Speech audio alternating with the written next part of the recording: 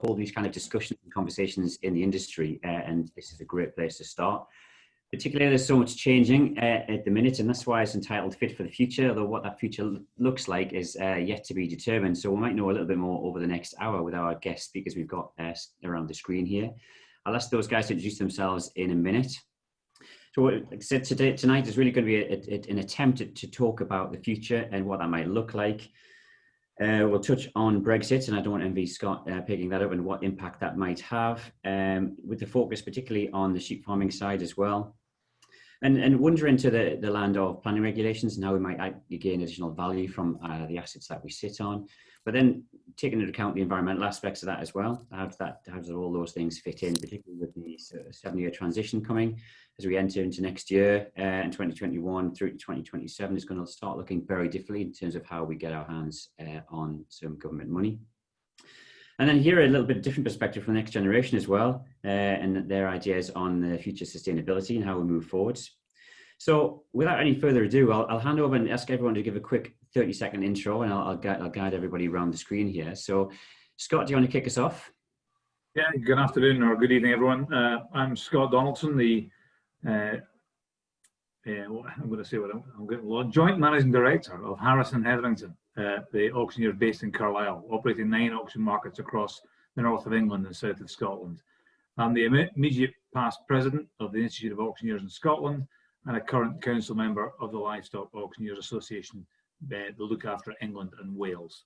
I'm a lifelong auctioneer since leaving school, and very passionate about the livestock industry in Scotland and England. Excellent. Thanks, Scott. And Phil, introduce yourself. Yeah, thanks, Richard. Good evening, everyone. My name's Phil Stocker. I'm the Chief Executive of the National Sheep Association. I'm a farmer by trade. I spent 25 years in practical agriculture before I started to move into what you might term, farm or agricultural development. I spent 15 years working within the organic farming world before I joined the National Sheep Association some 10 years ago now. So thank you for inviting me. Pleasure. Looking forward to hearing what you got to say, actually. And David as well, could you introduce yourself? Hi, yes, I'm David Morley. I'm Head of Conservation and Environment at H&H Land and Estates, which is the land agency arm of the H&H Group.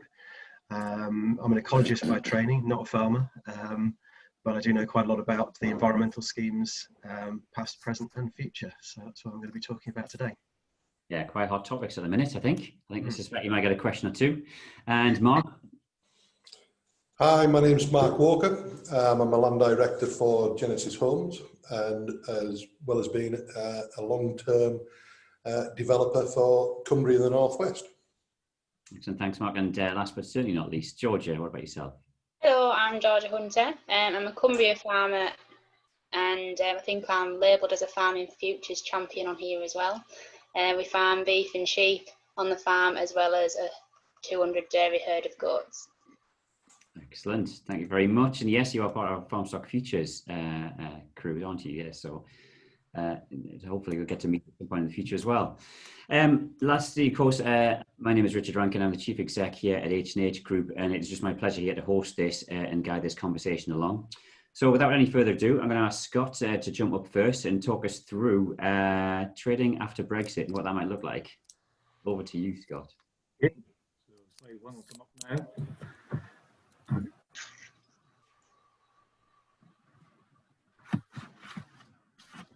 Slide 2 when you're ready, because I think we all know that. As an auctioneer, I've got to have a picture of an auction market, so that's a busy auction market ring. I have to just mention that as pre-COVID, so there's no social distancing there. Slide 3, please. So on to topic, and starting with beef, really. Are we fit for the future? This graph just shows where the beef trade has gone over the last 5 years. And it is, as you would expect, it's a line of peaks and troughs. After the horse meat scandal of 2014, there was a fairly rapid dip as the meat processors tried to claw back what they lost while the horse meat scandal drove the price of beef up.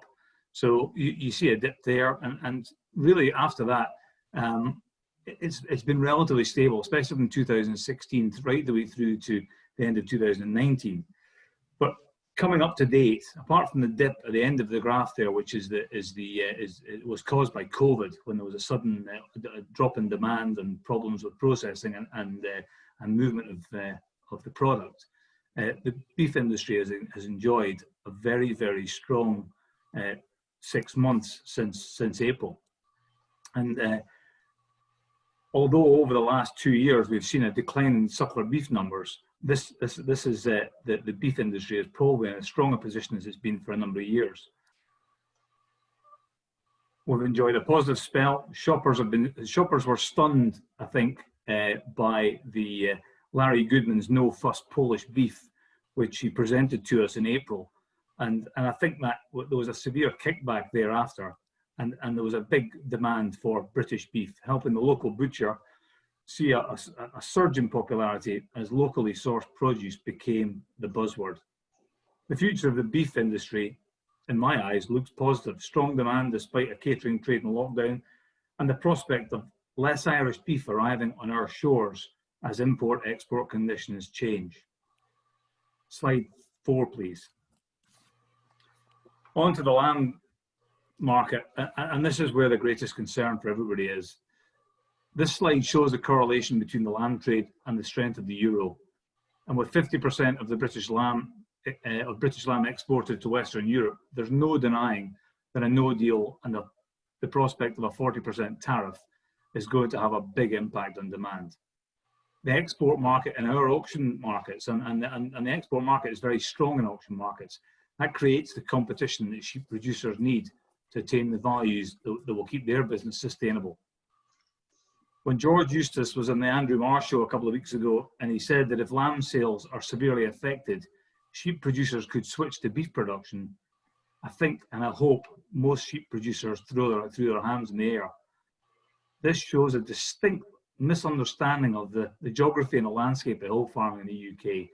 And I hope Mr. Eustace, I'm sure he's not watching this, but I hope he thinks again before he makes brash statements suggesting that we can just chop and change what we produce from month to month.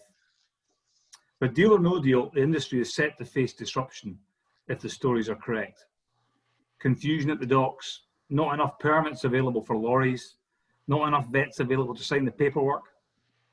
It doesn't look too good. But the sound from government is that we maybe will, by the end of this week, have a deal. That brings me on to slide 5. The Irish problem. Now, for a lot of us, that maybe wonder what the Irish problem is, but there is an Irish problem. The positive about the Irish problem is that there might not be as much beef arrive on our shores. But other than that, we have enjoyed for a number of years, or for many years, a very close relationship with both Northern and Southern Ireland, with pedigree beef, pedigree sheep, and dairy cattle. And already, it's clear that this is no longer going to be as easy as it has been as the regulations change. It's going to mean that we're going to have more stringent health checks and paperwork hurdles to get over, including tagging requirements, health status, and quarantine. And that's going to cause great difficulty for what was and has been a very sound and enjoyable demand both ways across the Irish Sea for pedigree beef, sheep, and dairy cattle.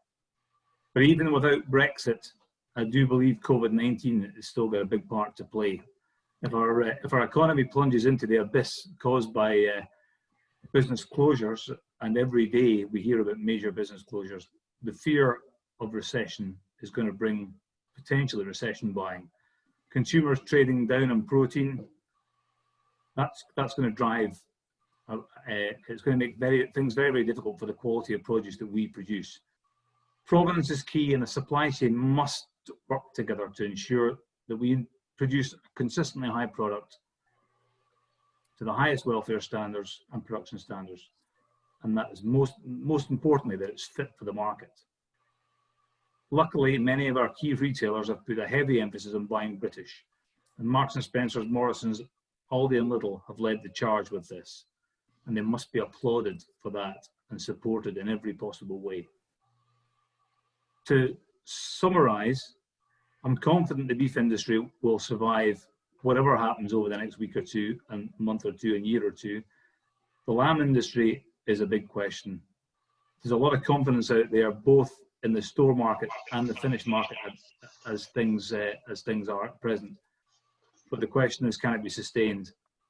Fingers crossed, we head into January on the same demand we're experiencing. Thank you.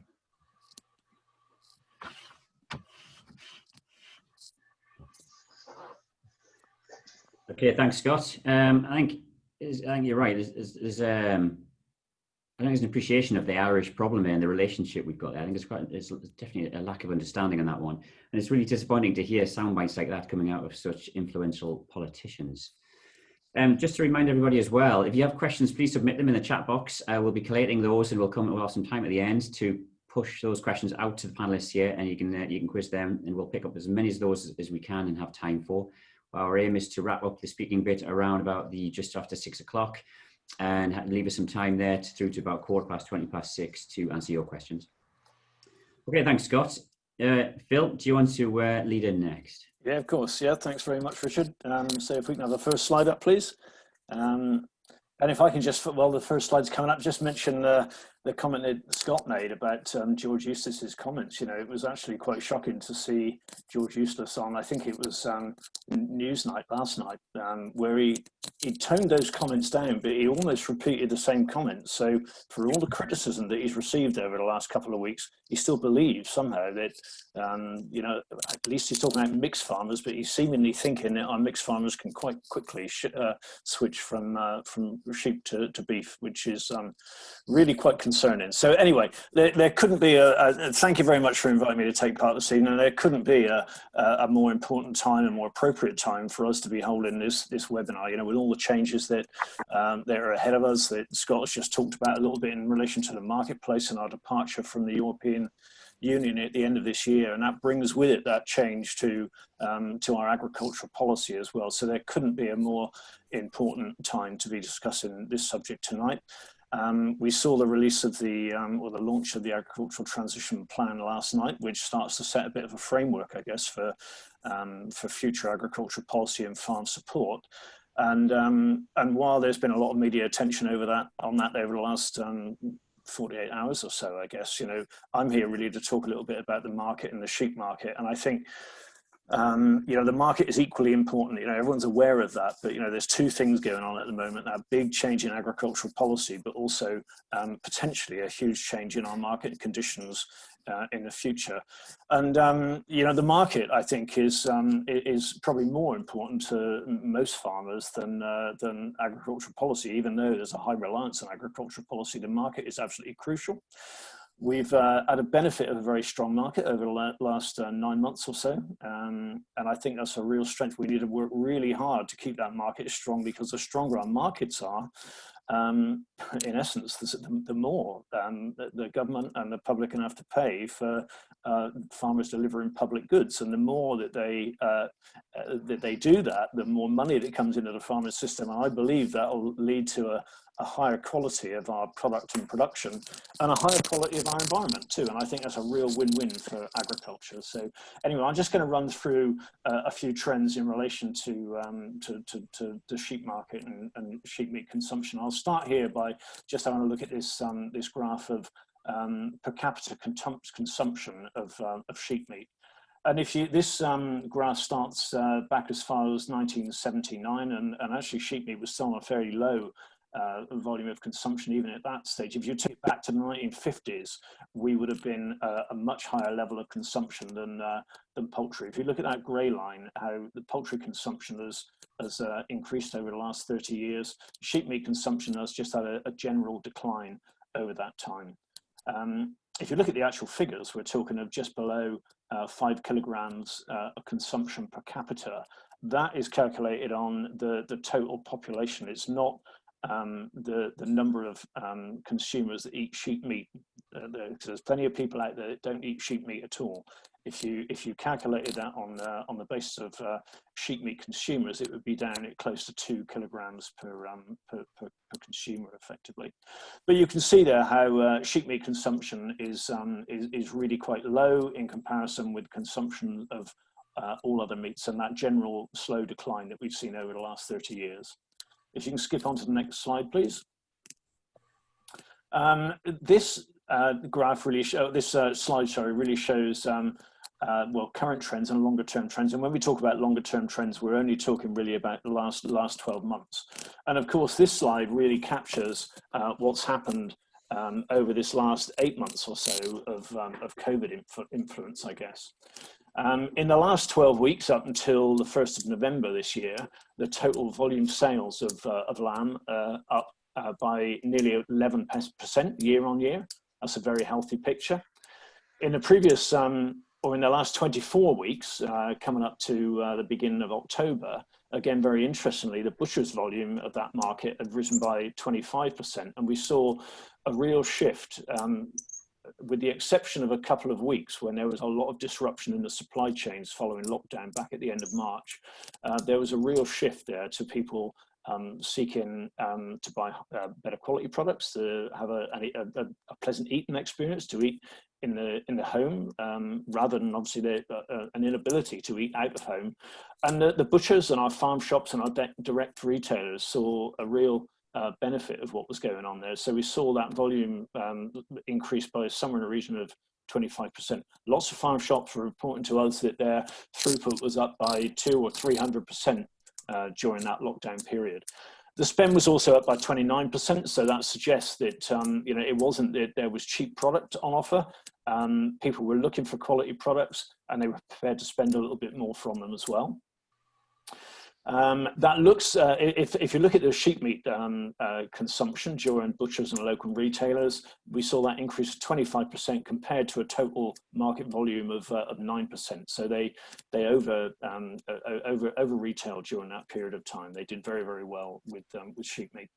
If you look at a slightly longer term trend of the last 12 months, 52 weeks, up until November this year, our retail sales volumes are up by just 1.2%, and the sales values are up by 5.9%.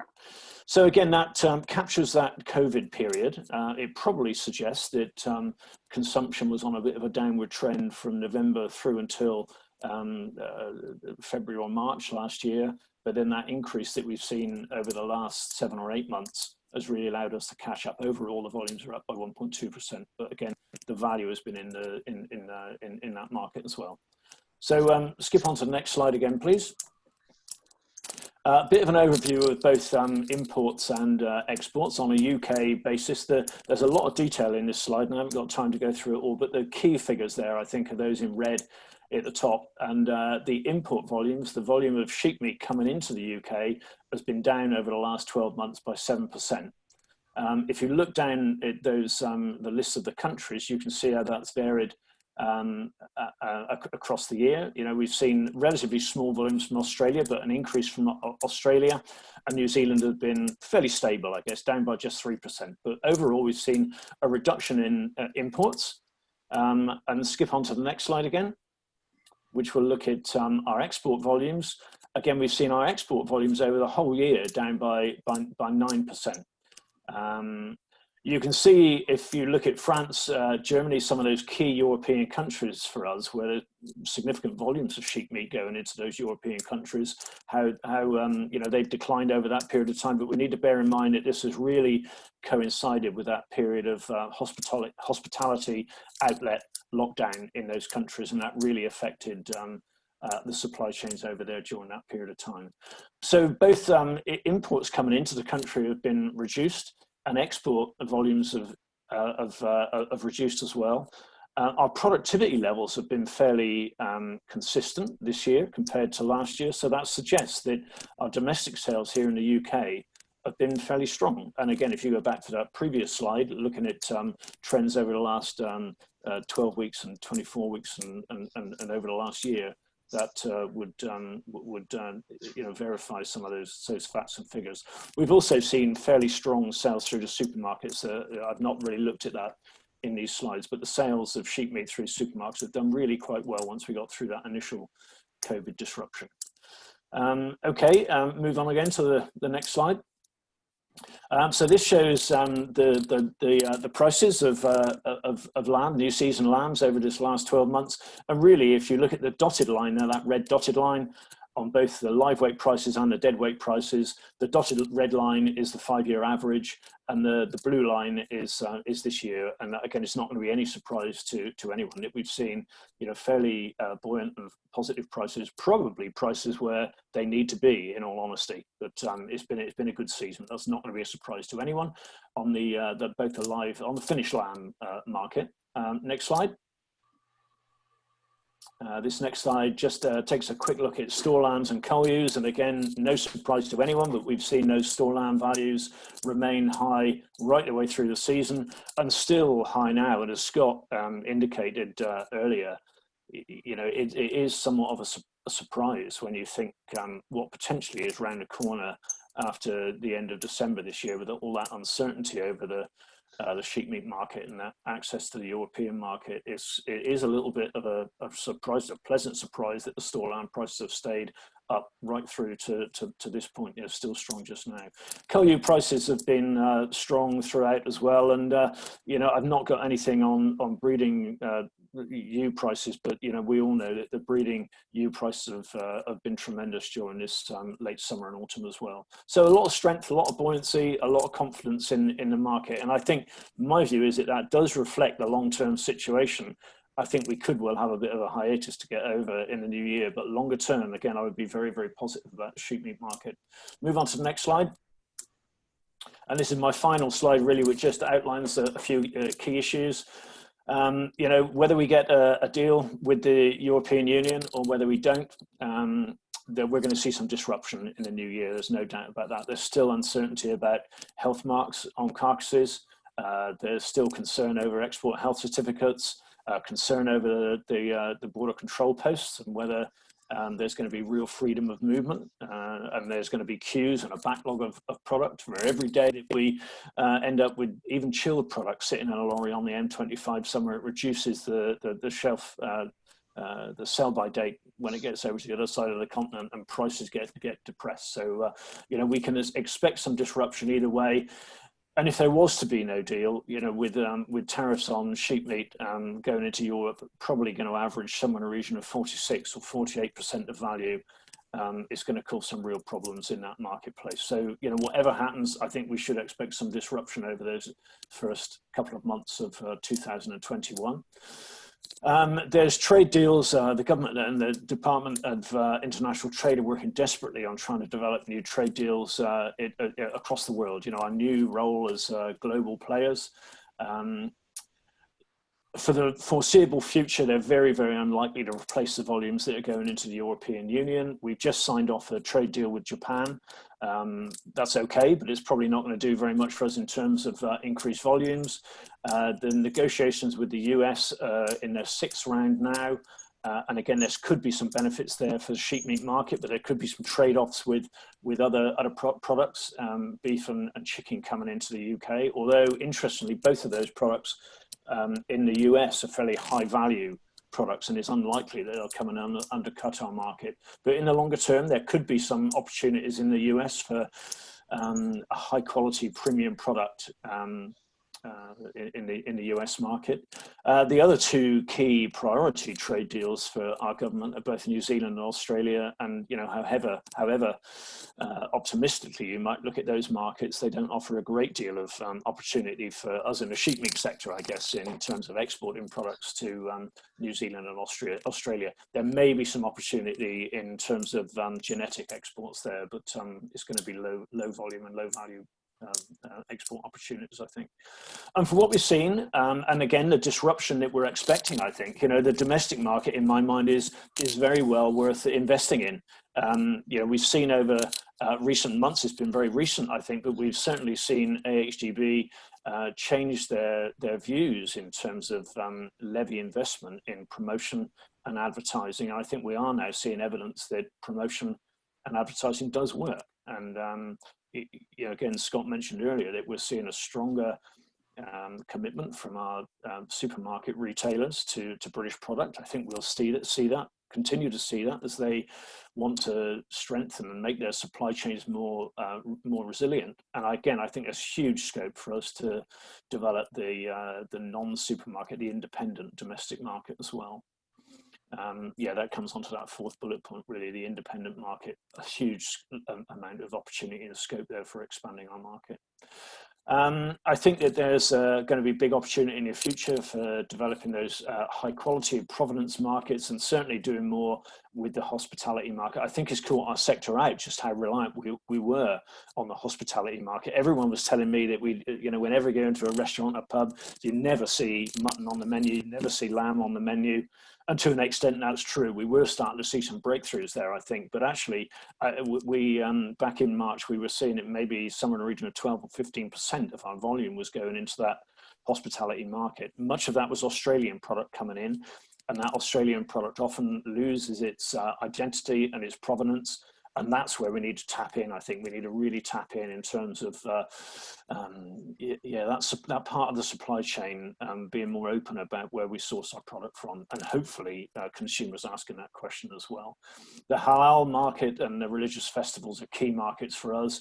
And this coming year, as we see those religious festivals coming forward in the year, there's going to be a bit of a challenge there about meeting their market specifications for lambs that are 6 months of age. And meet the festival date that is coming earlier, meaning that meeting that specification might be quite difficult, but again, that's a crucial market for us. Scott mentioned the Northern Ireland situation, and I guess, for the last 3 or 4 years, we've been promised that the Northern Ireland would be retained as a member of the United Kingdom, and we would have free and frictionless trade with Northern Ireland. That is proving within the livestock sector to be a little bit untrue, and we've heard just of late that the phytosanitary controls that will exist between the UK and Europe will actually also exist between the UK and Northern Ireland. So breeding stock going over there now is going to have to be scrapie genotype, or be part of the scrapie monitoring scheme. So again, there's going to be heightened amount of phytosanitary controls between ourselves and Northern Ireland. We're expecting a consultation this side of Christmas, probably, from DEFRA on journey times and transport, and we know what our government's attitude generally to exports is. So there's a whole raft of work there to do, and whether live exports is a really contentious issue, very, very aware of that. But however you view it, it does add another element of demand within our marketplace that just keeps that competition going and helps keep prices buoyant. So it's an area that we're going to have to watch very, very carefully. And we also know that with red tractor assurance, another a key in terms of our supply to our multiple retailers, I guess, there will be a move. The whole issue of whole life assurance will be coming up again over the next few years. And I guess the only reason I mention that is that if and when that does come about, it will affect a lot of store lamb producers at the moment. There's very little need or requirement for store lamb producers to be farm assured, but you can see that coming in the future. I'll leave it there, and I'll just say thank you very much to AHDB for providing me with some of that market intelligence that I've used there. Excellent, thanks, Phil. And yeah, I've got to agree with you. I'd like to think we can build on servicing our own local markets, particularly the hospitality sector, and have a less reliance on imports. I do hope that's right, and I hope that can sort of fill in some of the missing pieces in the jigsaw. It seems to me, maybe we'll get some questions on this later in the evening as we go on, about the prices holding so high, we get the uncertainty of the future and what that might look like. And you talk about disruption, I think it's almost certainly going to be some kind of disruption as that playing field needs to self-level. How does that roll out? Anyway, without further ado, I'll move on though and introduce David to talk about the environment side, which is quite literally hot off the press. And the last 24, 48 hours has been nothing but media coverage on this. So I'll hand over to you, David. Very much, Richard. Yes, as Richard was just saying, the government yesterday launched its path to sustainable farming, which is basically setting out how it wants to support farming over the next 7 years in what they're calling the transition period. So what I want to run through today is the principal announcements they've made, how things are going to change in terms of all the different schemes that run, and what that might mean for farmers, possibly, if we can tell that at this stage. So yeah, if you put the first slide up, please. Thank you. So the first thing to talk about, I think, is obviously that the current main government subsidy, if you like, the basic payment scheme, BPS, is going to be phased out over the next 7 years. The government's announced this quite some time ago. So basically by 2028, BPS is gone.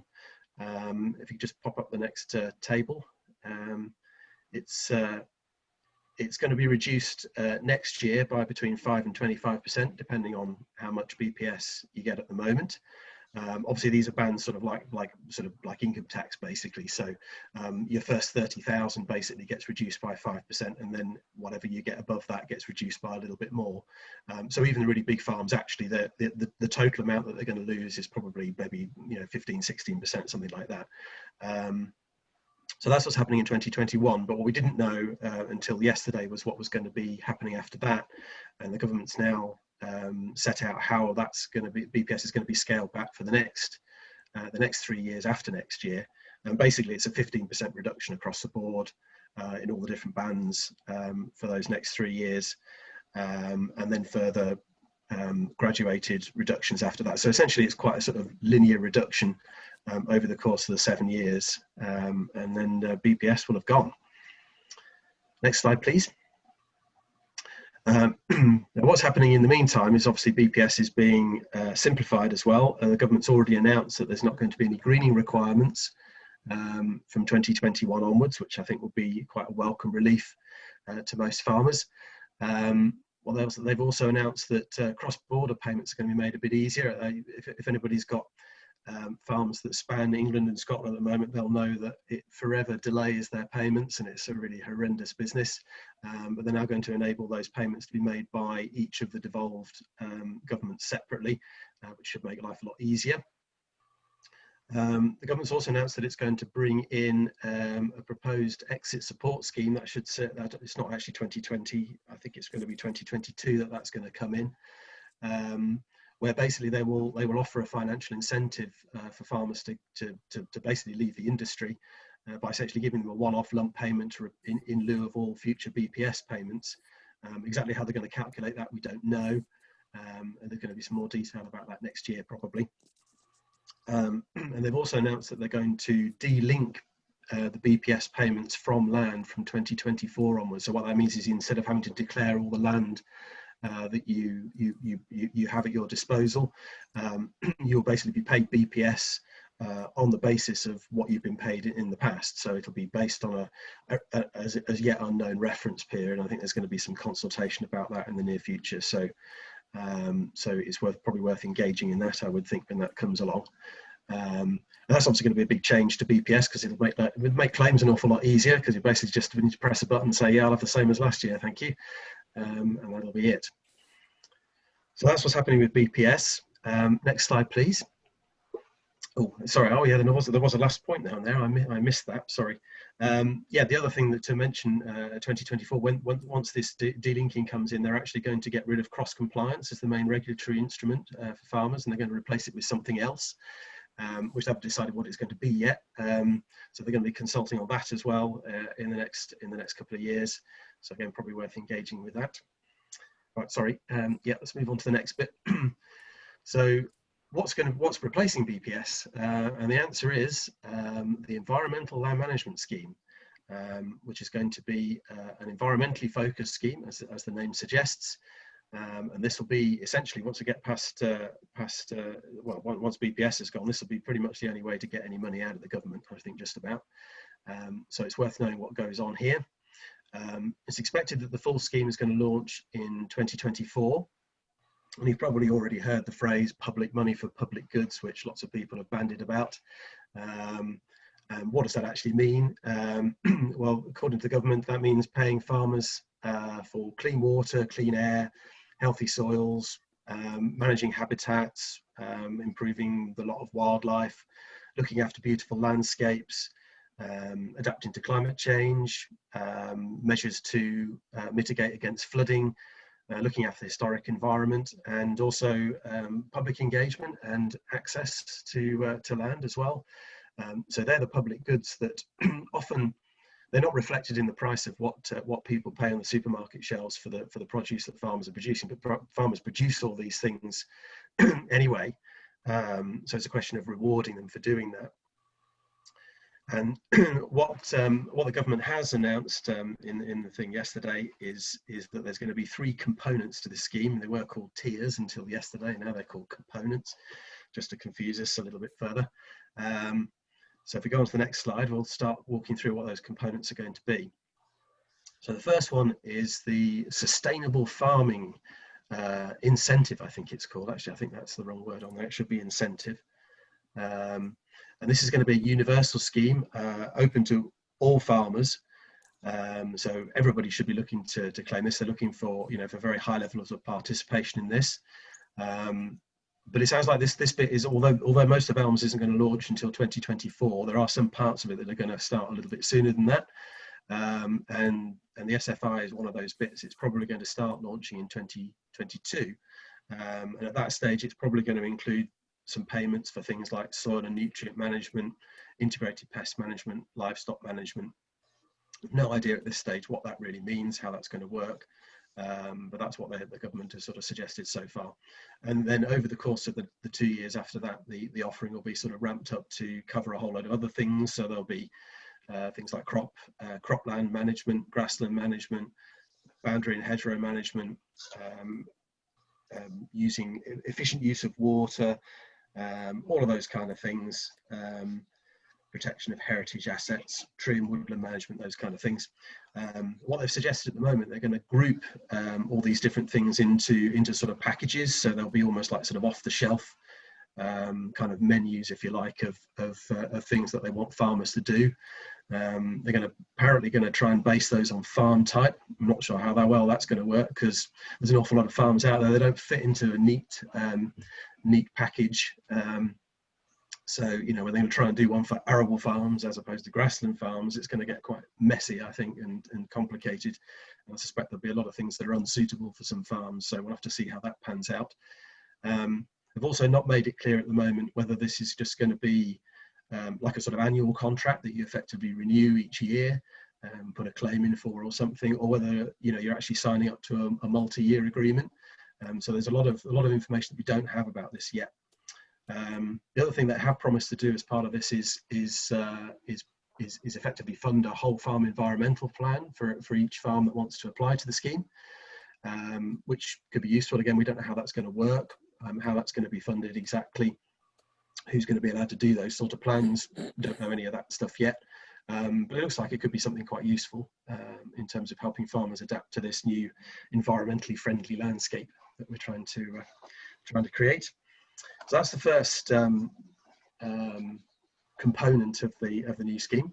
So if we come to the next slide, the second one, the government has in yesterday's document has dubbed it local nature recovery. I'm not entirely sure why they've called it that particularly. What this is essentially going to entail is options and capital items to create, restore, manage habitats, flood mitigation measures, tree planting, woodland management, those kind of things, planting hedges. There'll probably be some stuff about permissive access, I suspect, as well. So a whole host of different things that are likely to be in this. It's going to be probably, in a lot of ways, it's probably not look that different to to countryside stewardship that we have at the moment. There'll be a lot of those sort of things. I think hopefully it'll be a little bit of a wider scheme to cover some of the things that are not really covered by countryside stewardship at the moment. So some of the other public goods that countryside stewardship doesn't really pay for right now.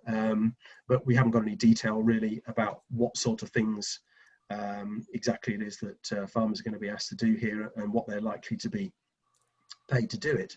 That the government have promised that there's going to be a bit more detail on payment rates in 2021. And really until we have that, it's very difficult to know whether this is going to be an easy or a difficult scheme to get into, and what it's really going to mean for farmers. I think there has been some stuff in the press lately about the basis on which the payment rates are going to be made. It's been suggested that they might well be on income foregone plus cost basis, which is how countryside stewardship works. So essentially, what is it costing farmers to actually do these things? both in terms of the physical cost of buying things, but also the cost of moving away from whatever it is that they're doing at the moment.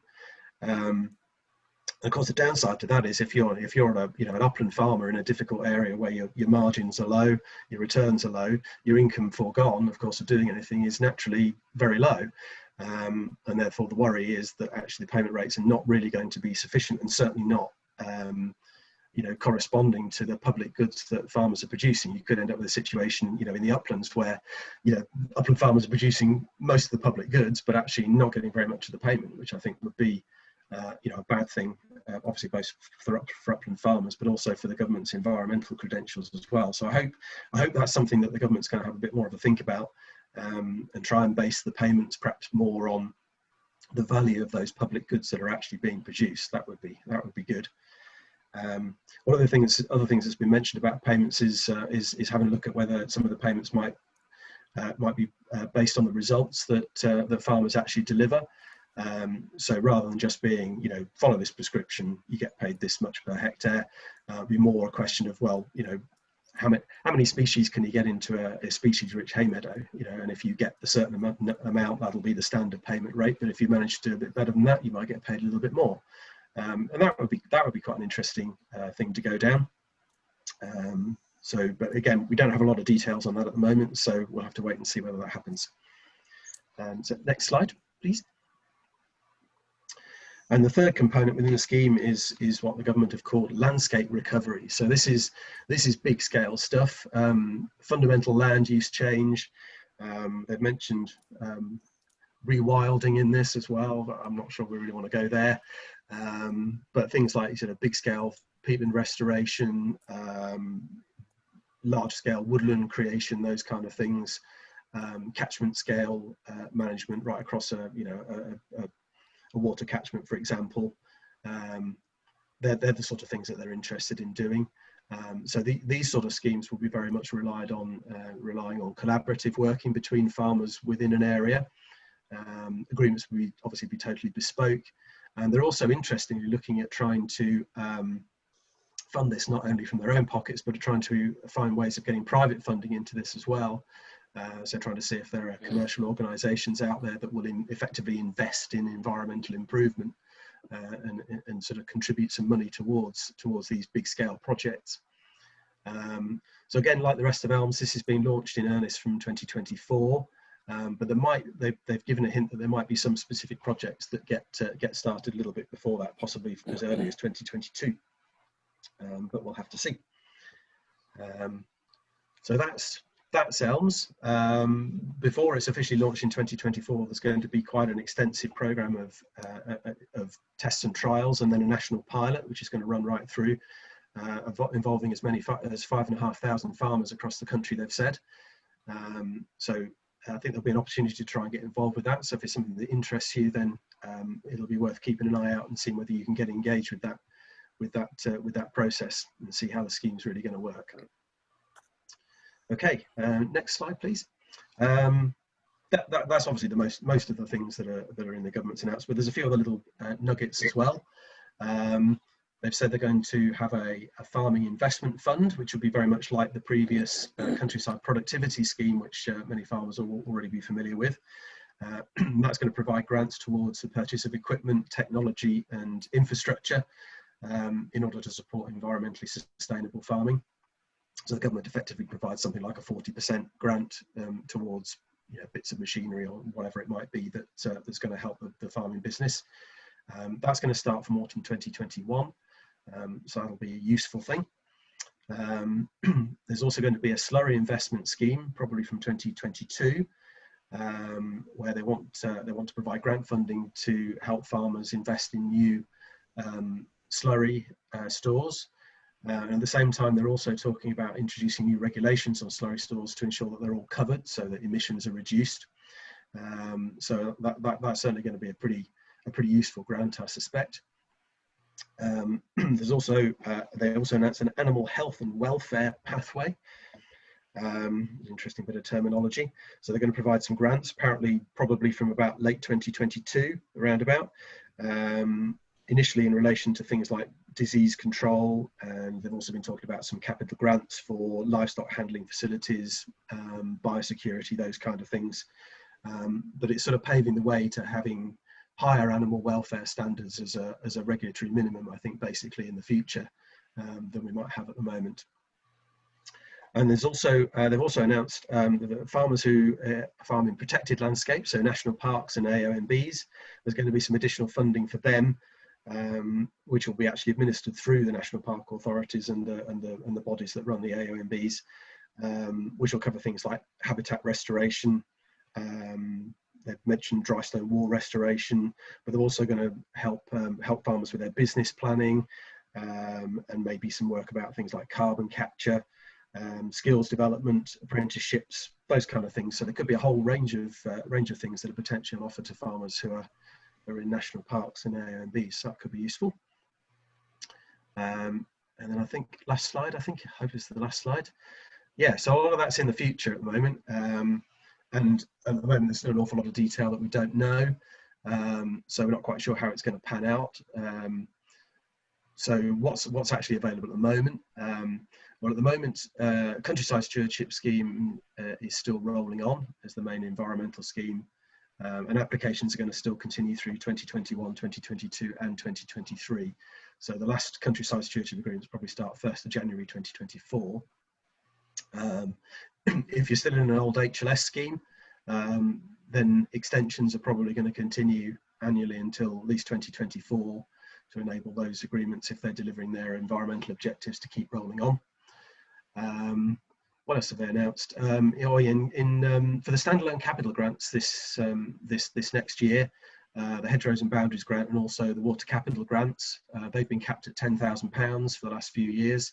That's going up to £20,000 apparently from 2021, which will enable farmers to access quite a bit of extra funding for those kind of things, which is good. The other thing that's been mentioned in terms of Countryside Stewardship is that it might possibly change from its current sort of annual application window to being either a quarterly application window or even a rolling application window. There's nothing about this in the government's announcement yesterday, but we're still hoping that's going to happen, because it would make life so much easier if we weren't trying to do a whole year's worth of work in the space of about 4 months. But we don't know that yet, so we'll have to see.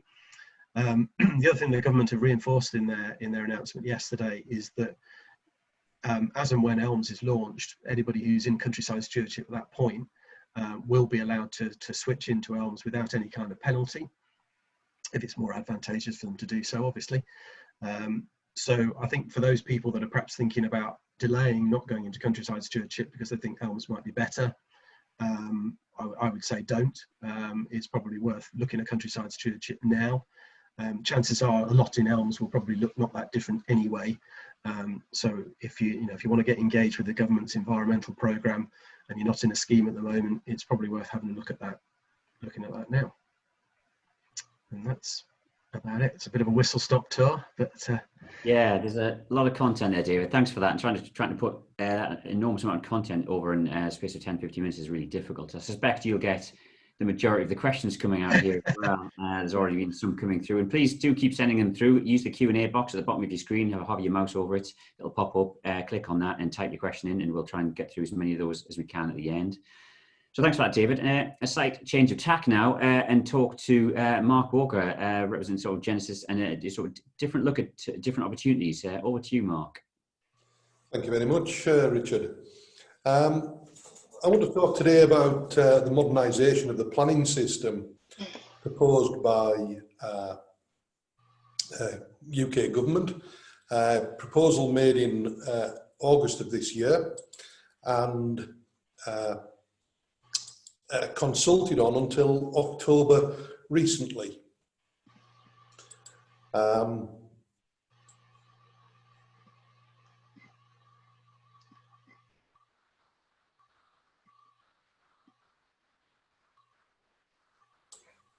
Sorry, I was managed to cut myself off for a second. So, government's white paper, it is designed to shake up the planning process that we've had. This is the second shake up. We were introduced to something called the National Planning Policy Framework about 4/5 years ago, and that simplified over 1,000 pages of planning legislation and condensed it to about 70 pages. This is designed to simplify it yet again. It's government titled Planning for the Future. It's just completed its consultation process. It's got some major or significant changes to the existing planning system. Its aim is to produce a system that is easier to access by public, by organisations. It is designed to speed up and produce a more quality planning process. There's a big emphasis to affordable homes, building faster with pace, greater community involvement, giving localism a voice, so local communities having a voice and a say in all things, whether it be residential, commercial, leisure, all aspects of development. So this isn't something that is just streamlined specific to residential.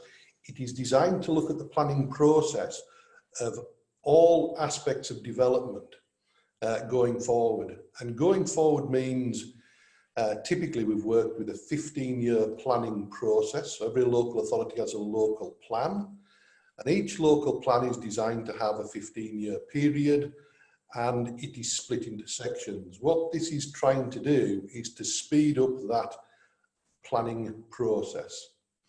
And they want to bring all of this into effect by 2024. So clock is ticking. We have approximately 31 months, 32 months remaining, and there's an awful lot to do and achieve in that timescale. Can I have the next slide, please? So the government want to split this into 3 new categories. And this is where, for the first time, the government are going to try and, or local authorities are going to try and identify areas within their catchment that can be classed as growth areas or zones that will be suitable for development. And it's development that will be approved at the same time as the plans are prepared. So, in other words, previously we will have had areas identified in our local plans that would be suitable for, say, residential, or for whatever end use that is determined. However, there'll be no criteria that will have been set, and we need to go through an active planning process to achieve development in those areas.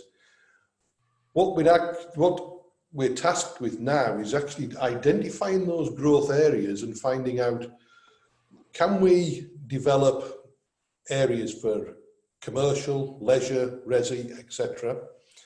And can we have design codes so that we have a very simplified approach? If our land or buildings exist within those growth areas, then we simply have a presumption that we can crack on and develop.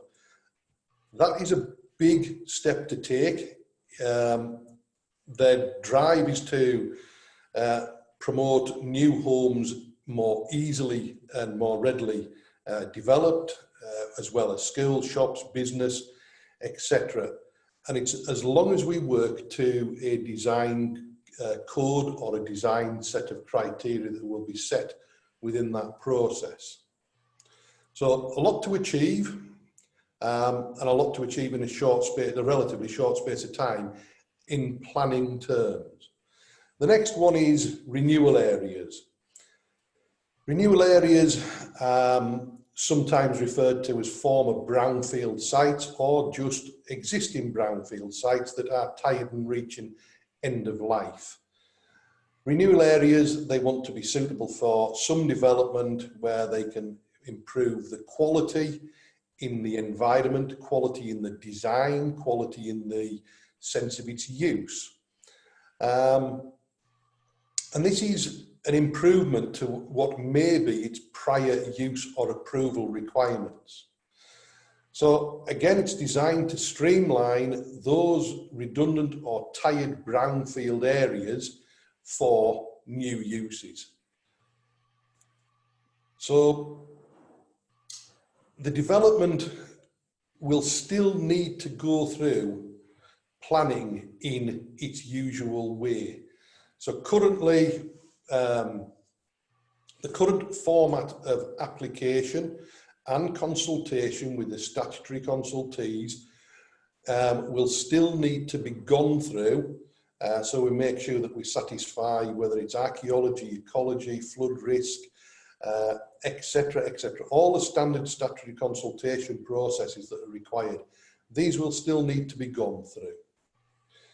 Finally, we come to protected areas, and protected areas will just be exactly that.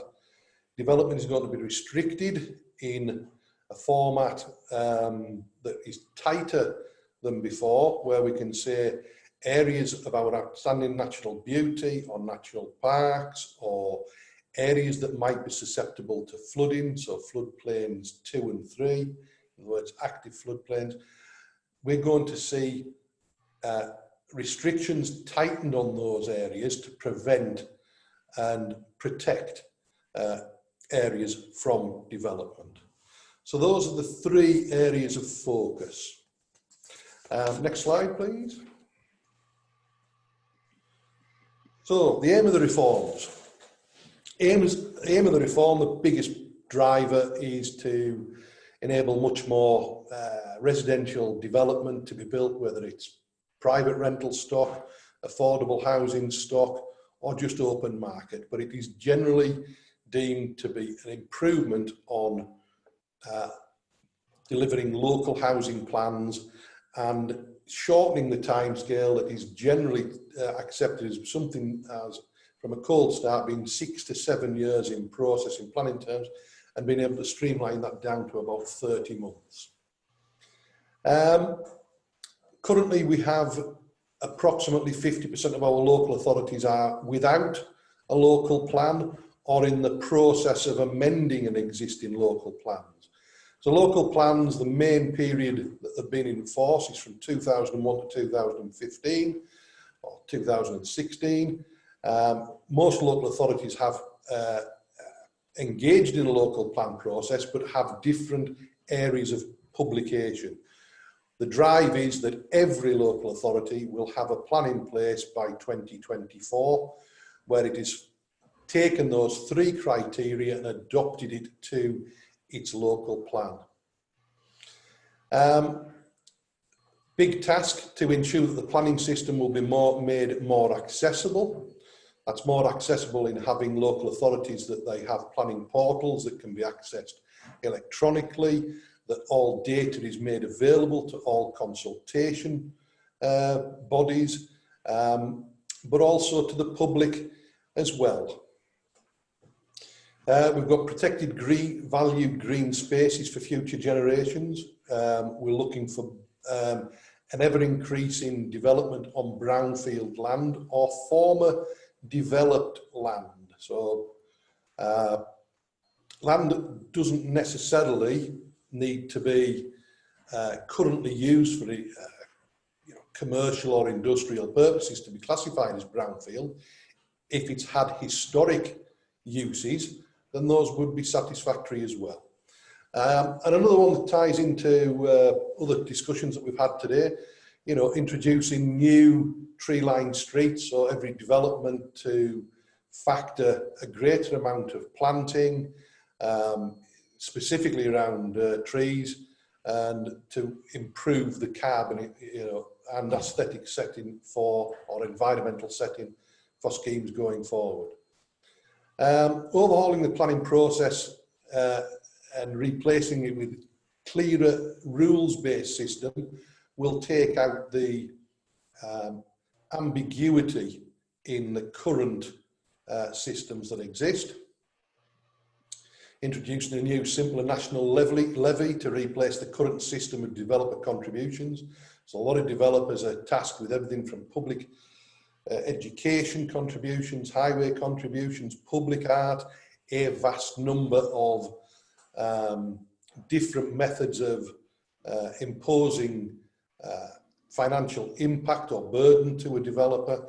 These are going to be streamlined and and rationalised over the country, so they are not specific to each local authority.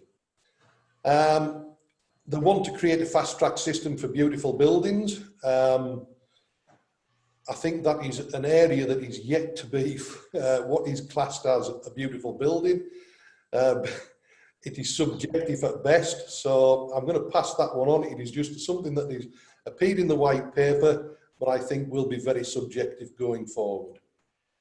The biggest one on the point is ensure that new homes are carbon ready for 2015. And I think that will tie into a lot of what happens in the agricultural world in terms of the land management and how land is used in the future, and how that ties symbiotically to the development that we want to carry out in our villages, towns and cities. My conclusion to this white paper is that change is inevitable.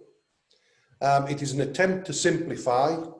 However, we have brought in localism, and that brings in an awful lot of external voices. We still involve a process where we go through a planning system. No matter when it's streamlined, we still have to deal with what is delivered by committees, and that is set with its own challenges. Notwithstanding, I think we are faced with 30 months of getting ourselves ready on as much development as possible and putting our land and ideas forward to our local authorities for inclusion. So the more active we are, the greater the opportunity that we have to get development considered in one of those three aspects. Thank you very much. Thanks, Mark. Cheers for that. And yeah, what did I say? Beauty is in the eye of the beholder. So we'll see what that means. I think clarity on anything like that is always needed, because as we know here from experience, wading through that planning proposal quagmire that is currently is very frustrating. So any sort of clarity and speed in that process is going to be welcome and very readily accepted. Okay, finally, it's my great pleasure to introduce Georgia here, who's a local farmer, and talk a little bit about this next generation's perspective on the future. Go ahead, Georgia. Yeah, so mine's going to be a little bit more different. I'm going to talk more about my farm in general and farming on a young person's point of view. So next slide, please. I'm 22 years old and currently working on our family farm. Our farm is a diversified hill farm that mainly bases itself around 200 dairy head of goats, as well as 250 hill sheep. Over the past few years, our business has expanded and we have incorporated many different products from our dairy goat herd, such as cheese, meat, ice cream, milk and so. Aside from the family farm, I am still young, and Young Farmers is a big social aspect to my lifestyle. Being a part of this young organisation has helped me to grow in confidence, develop new skills and meet new people. Our farm is around 200-acre hill farm with 500-acre fell rights that has found a way to survive the farming industry by diversifying into a goat farm. We made this drastic decision in 2012, when back then we were lambing 100 Texel ewes in December to be ready to sell as early heavy lambs for the new season ahead. As you may already guess, based in the hills of Ravensdale in Cumbria, the weather in December is not on our side. No grass to turn ewes and lambs onto, no shelter and hardly any dry weather. So everything was being housed and had to be fed heavily at an immense cost that became non-profitable as finished lamb prices dropped. Although the idea was good and worked as well as it could, the workload was drastic and painful. In particular, multiple births presented their own problems. At the time, Dad was managing the farm alone. As I was currently still in school, he sought help and advice was given. The best advice for the best outcome was to feed goats milk into every newborn lamb as possible. This gave the lambs a boost of energy and gave the mothers time to regain some strength. This helped him pull through the hard early lambing stint before going on to the spring lambing of further 500 ewes. However, it made him realise this farming strategy wasn't making the returns required for the outgoing costs. I think this was when Dad hit his early midlife crisis with the ethos that less is more and purchased a few goats. He set up a nifty little parlour to milk 2 at a time and started out milking about 10 a day, and that was the start of our diversification story. By doing this, the farm is not relying on the single farm payment to subsidise our costs. Although the recent pandemic has been challenging, we are glad as a family we made the decision to diversify our farm and become more self-sufficient. Next slide, please. Our farm is holistically managed and based around natural farming strategies. The stock on our farm thrive from our management routine as they are supplied with natural herbal remedies and treatment from our herbal forage. Breeds we have selected are based around these strategies, with the rare breeds having the ability to transfer our type of forage into the meat and energy. Our flocks of sheep are mainly rough fells and border Leicesters, which some of you may already know are rare breeds.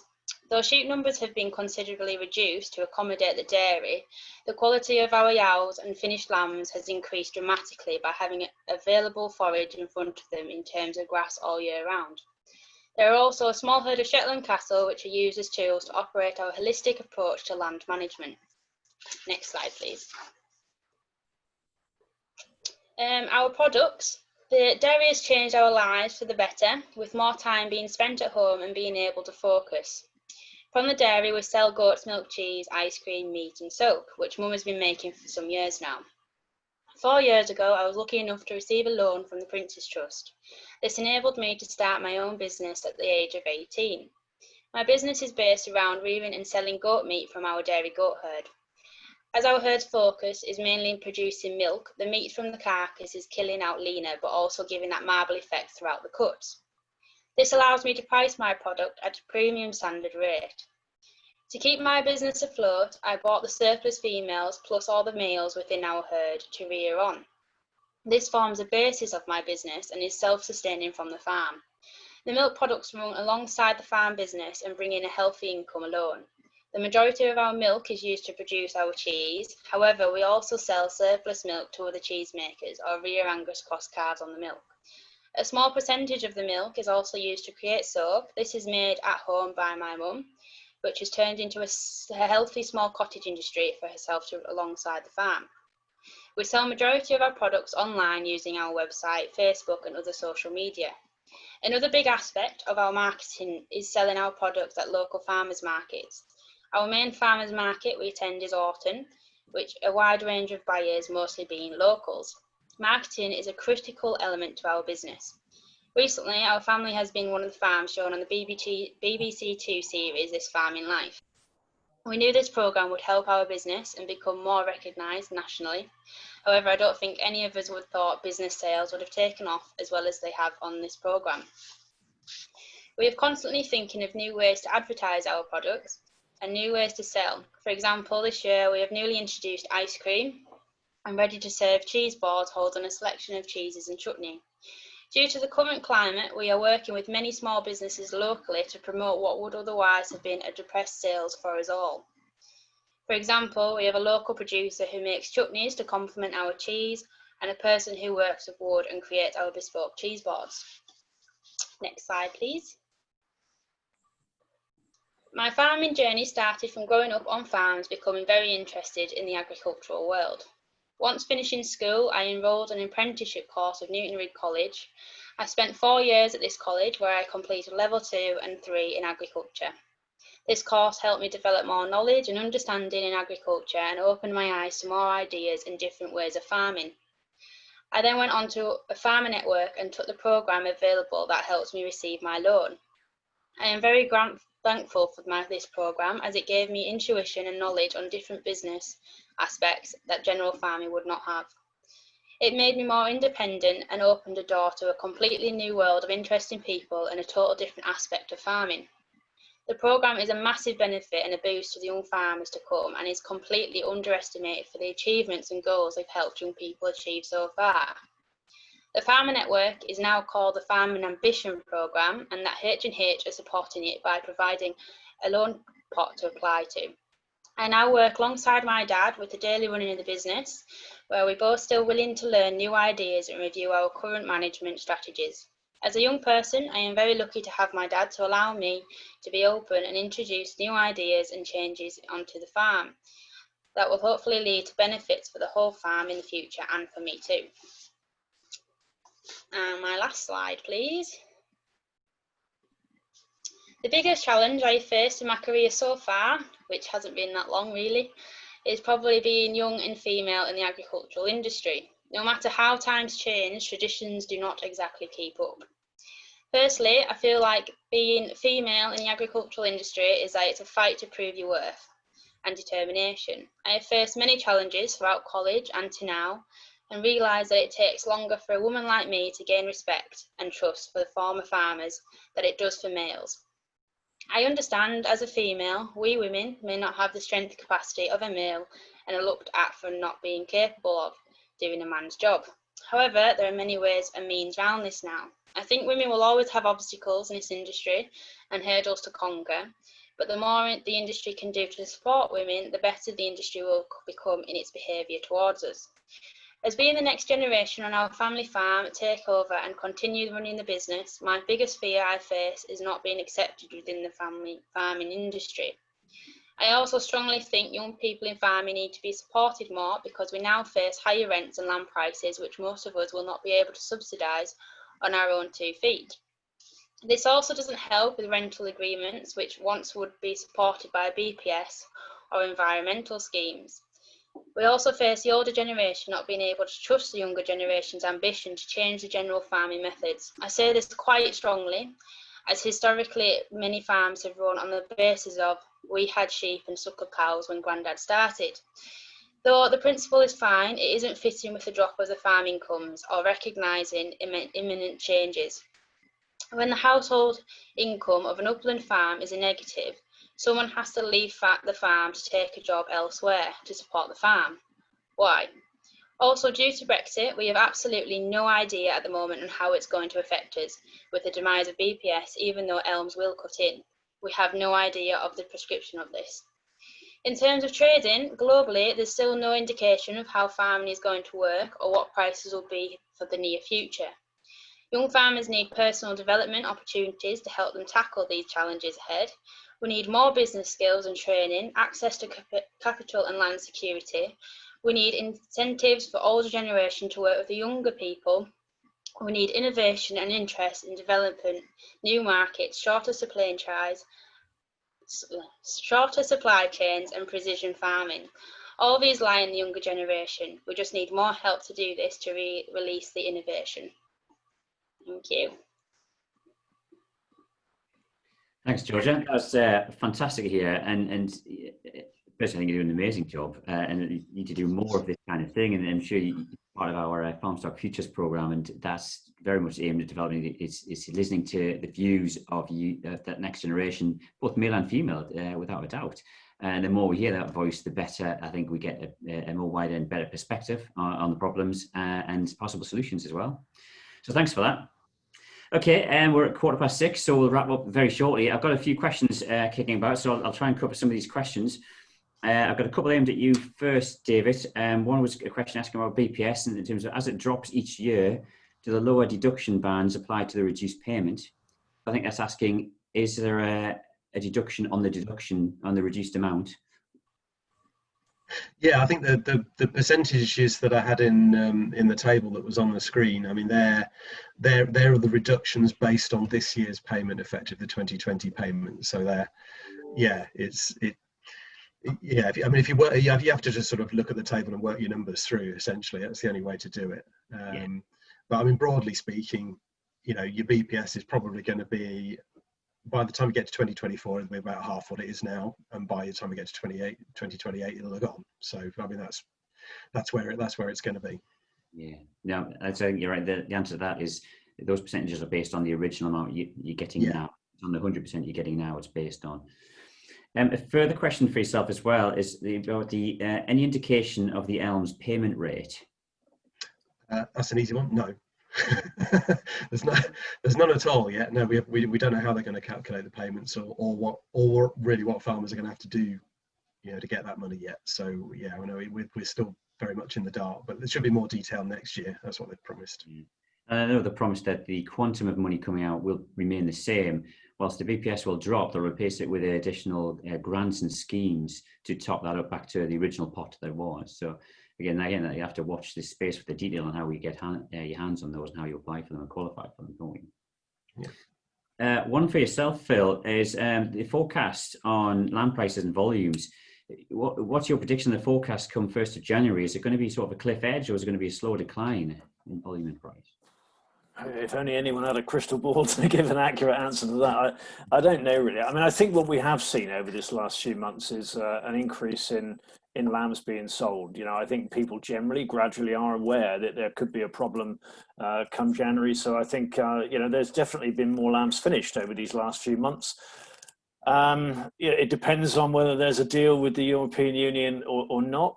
You know, in a best case scenario, we could end up with a situation where not many people are bringing lambs forward during January, and actually there's quite a vibrant market. Let's hope that is the case. I don't know, that's probably being most optimistic, but to be honest, you know, I think there is no answer. No one's got a clue what's going to happen in January.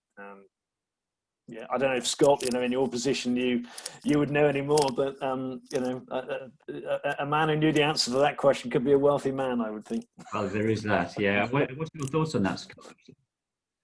Well, Phil's picked up one or two of the points there, but one thing on top of the number of lambs that we've marketed over the last 2 months especially, is the number of lambs that have gone lightweight to Southern Europe in the last 6 weeks. There's been a huge amount of lambs gone to Southern Europe, Italy, Spain, Portugal in the last 6 weeks.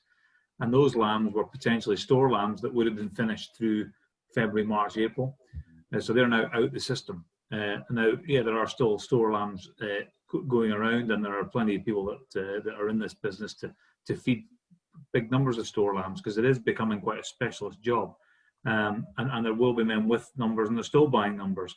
But I don't think the numbers will be there through the spring to cause a slump. I think the home market will pick up a lot of the demand, and I don't see a slump. I don't see a huge increase in price, but I don't see a slump. And I would expect that we'll see a more level trading this next 3 or 4 months, which may not please everybody, because there's some people bought some store lambs expecting a big trade for them come February, March. The other thing I think we can expect there is that we're not going to see increased volumes of New Zealand lamb coming in either. You know, the Australian situation probably won't be any different, and the New Zealand imports were really quite low this time last year compared to previous years. They knew what the state of the market and the turbulence we might see, and I think we'll see the same again. So I don't think we'll see that pressure from imported lamb in the new year either. So. Okay, thanks, guys. Quick one follow-up for you again, David, is the question here about if the reductions are based on the 2020 BPS payments. There's a question around the overall eligible area. If the eligible area increases or decreases, i.e. they buy or sell land, are the reductions based on the original 2020 payment, or would they be based on a sort of rebased 2020 payment? Yeah, I mean, they'll have to be rebased. Yeah, I mean, certainly until we get to 2024 or whenever it is that they decide to decouple the payments from the land, then obviously it won't make any difference from then onwards. But yes, for the next few years, that's right. I mean, if you doubled your land area, obviously they would effectively look back to what that land area would have been in 2020 and then scale it back accordingly. So yeah, it's not based on your individual payment. No, that's right. No.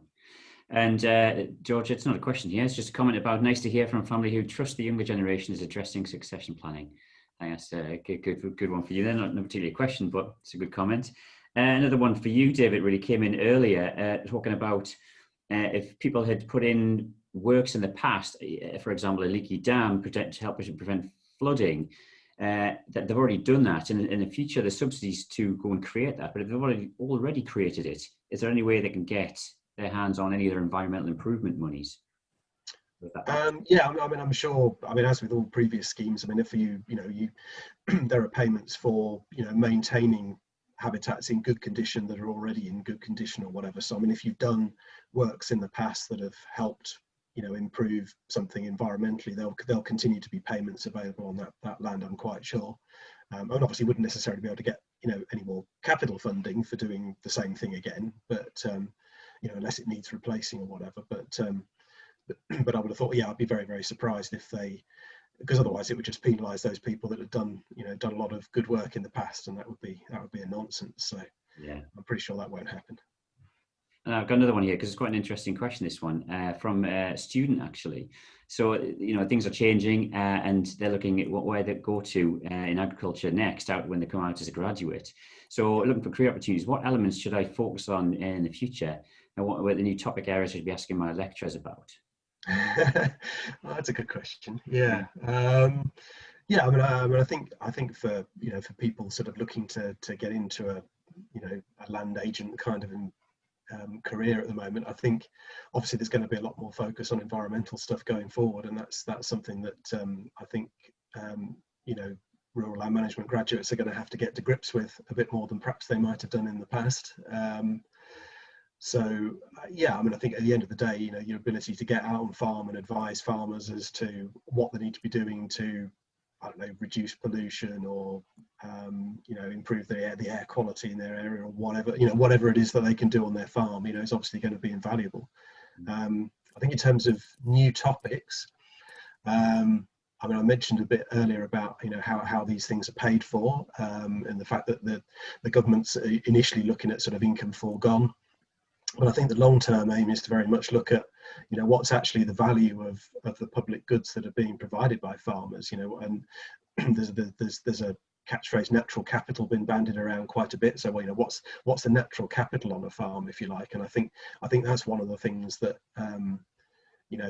chartered surveyors in particular are going to have to get to grips with, is how do you put some values on those kind of things, which are things that we're not used to, they're not used to valuing, because they could well drive the kind of income that the farmers can expect to get from the government in the future. Probably not to start with ELMS, I suspect, because it's going to be complicated and it's going to take a while for that to filter in. But I think that's the long-term objective of what the government's aiming to do. Richard, could I make a comment there and just say that possibly a big opportunity for agents and advisors in the future is going to be to facilitate what will be a discussion between commons graziers, rights holders, and landowners about who gets these payments, how these payments come in, and how they're shared. Because to date, a lot of farmers have been claiming BPS as forage area on their common land, and as those payments start to turn towards reward for storing peat or holding water or whatever, it's going to be a very interesting discussion. So there could be some opportunities there, possibly.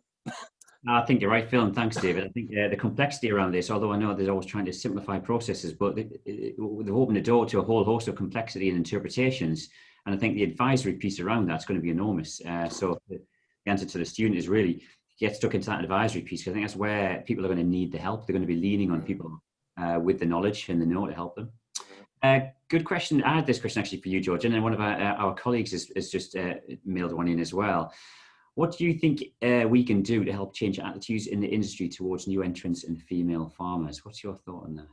I don't know really. It's kind of like in your normal areas, like in like colleges, unis, even in the auction. So maybe when you go into like advertising things, you don't have your traditional farmer. You maybe have a female farmer in there in pictures, so it's more aware of, and the image is isn't just a male farmer and his sheep or something. There is a diversity in there, and times have changed.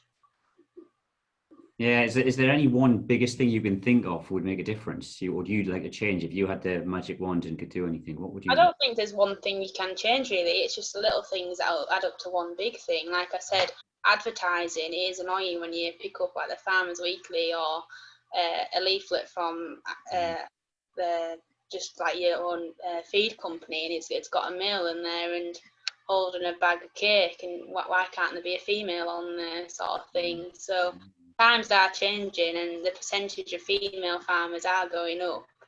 So why can't we be added into that certain traditional image now? It is 2020, isn't it? Absolutely, yeah, I couldn't agree more, absolutely.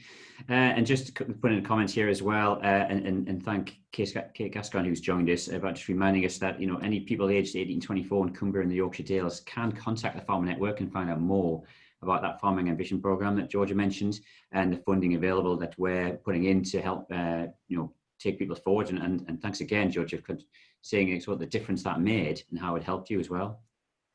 I think we've got one final question here coming for you, Scott. How do you see the value of breeding stock going over the next 6 months? You want to drag that crystal ball out again? Get it from you first. Right, yeah.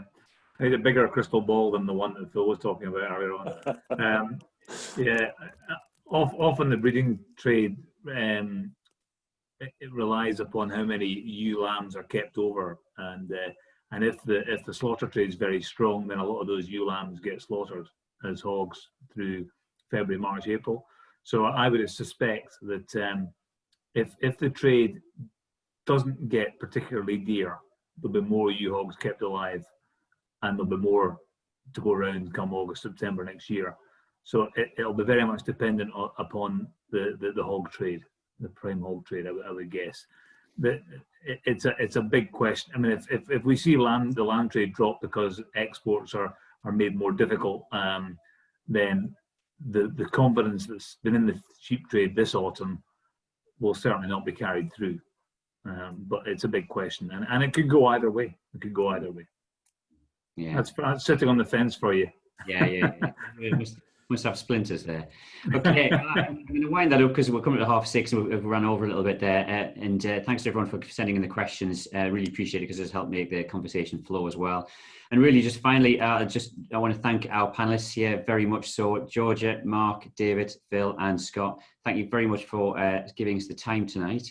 And all of you, please do send any feedback through to us. What can we learn? What can we improve? And what are the topics you want to hear about and discussions that you want to have on the screen? And is an hour 15 too long, too short? So we keep them short and snappy, or we should have them more involved and in depth.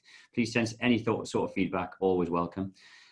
Once again, thanks guys, thanks for your time, very much appreciated, and I hope we get to do this live in person at some point in the future, and we can live a normal life. And I'll leave it there. Thank you very much. Cheers guys. Thank you. Thank you. Thank you. Oh, yeah.